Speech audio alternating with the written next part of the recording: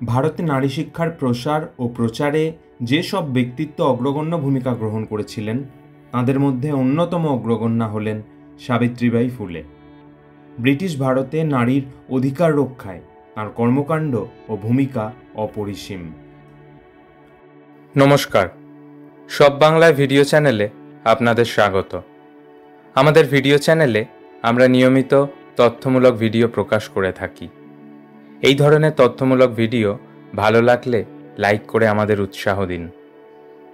1831 সালের 30 জানুয়ারি পুনে থেকে প্রায় 50 কিলোমিটার দূরে মহারাষ্ট্রের সাতারা জেলায় নয়গাঁও গ্রামে সাবিত্রীবাই ফুলের জন্ম হয়। তার মায়ের নাম লক্ষ্মী এবং বাবার নাম খান্দোজি নেভেসে পাটেল। তাঁরা জাতে ছিলেন মালি সম্প্রদায়ের, বর্তমানে যেটি ওবিসি শ্রেণীর মধ্যে অন্তর্ভুক্ত।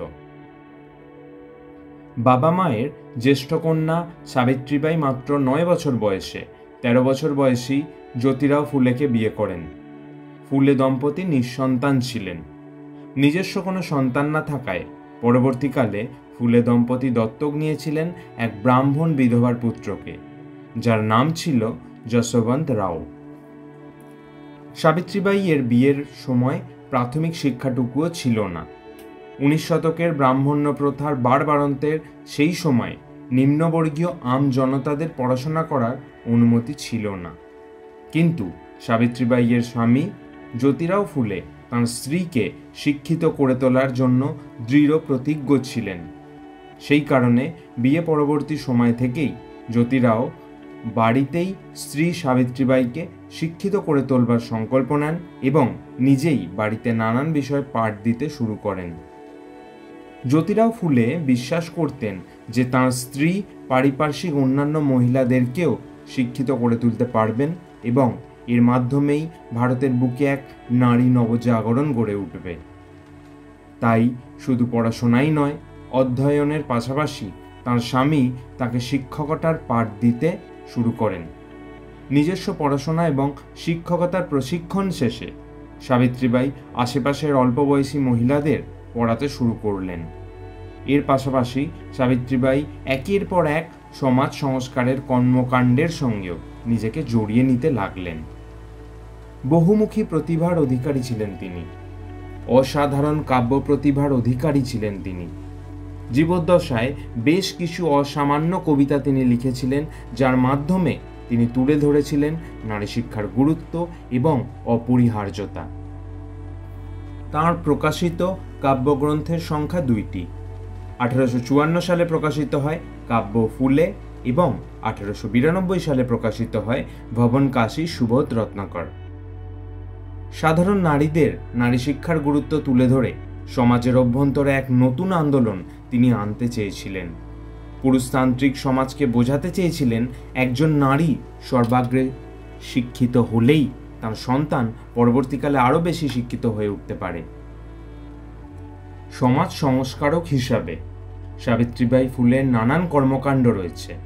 তার মধ্যে অন্যতম হল ধর্ষিতা ও অসহায় মহিলাদের জন্য তিনি একটি সেবা কেন্দ্র স্থাপন করেছিলেন, যার মাধ্যমে অসহায় বিধবা মহিলাদের তিনি সেবা প্রদান করতেন। এছাড়াও তাঁদের আর্থিক সচ্ছলতার দিকেও তিনি জোর দিয়েছিলেন। 19বিংশ শতকে দাঁড়িয়েও তিনি জাতপাত, গোত্র ও লিঙ্গ ভিত্তিক বৈষম্যের প্রতি প্রতিবাদ জানিয়েছিলেন। প্রয়োজনে চালিয়ে গেছিলেন জনসচেতনতামূলক প্রচার। 1848 সালে সাবিত্রীবাই ফুলে এবং তাঁর স্বামী জ্যোতিরাও ফুলে মহারাষ্ট্রের পুনের ভিডেওয়াড়াতে নারীদের জন্য ভারতের প্রথম বালিকা বিদ্যালয় চালু করেছিলেন। সেখানে তিনি প্রধান শিক্ষিকা রূপে সবার স্বীকৃতি পেয়েছিলেন। স্বামীকে সঙ্গে নিয়ে শুধুমাত্র নারীদের জন্যই তিনি জীবদ্দশায় মোট 18টি বালিকা বিদ্যালয় স্থাপন করেছিলেন, যা ভারতীয় শিক্ষা জগতে এক যুগান্তকারী ঘটনা।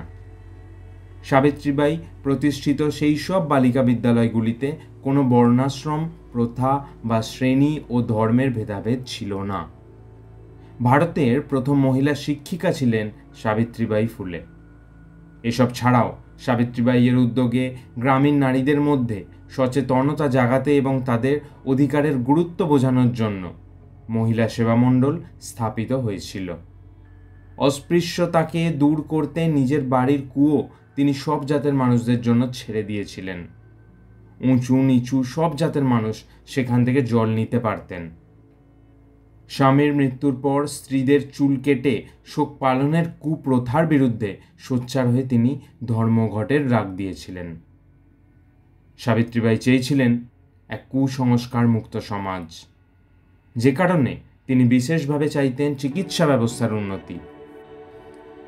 সেই প্রকল্পের উন্নতি সাধনের জন্য তিনি তার সাধ্যমতো চিকিৎসা ব্যবস্থাকে ঢেলে সাজাতে কাজ করেছিলেন। বিউবনিক প্লেগে আক্রান্তদের চিকিৎসা করার জন্য সাবিত্রীবাই তাঁর দত্তক পুত্র যশবন্তকে সঙ্গে নিয়ে 1897 সালে পুনে শহরে একটি ক্লিনিক চালু করেছিলেন। এছাড়াও চিকিৎসা সংক্রান্ত নানান জনসচেতনতামূলক কাজে তিনি ছিলেন। বিউবনিক প্লেগে আক্রান্তদের সেবা করার সময় তিনি নিজেই বিউবনিক প্লেগে আক্রান্ত হন এবং 1897 সালের 10 মার্চ তার মৃত্যু হয়। সাবিত্রীবাই এখনও তাঁর যোগ্য সম্মান পাননি, যদিও তাঁর সম্মানে পুনে সিটি কর্পোরেশন 1983 সালে একটি স্মৃতি স্মারক স্থাপন করে। পুনে বিশ্ববিদ্যালয়ের নাম 2015 সালে পরিবর্তন করে সাবিত্রীবাই ফুলে পুনে বিশ্ববিদ্যালয় নামকরণ করা হয়। ভারতীয় ডাক বিভাগ 1998 সালে ফুলের সম্মানে একটি ডাক টিকিট প্রকাশ করে। ভিডিওটি ভালো লাগলে লাইক এবং শেয়ার করবেন। কেন করবেন?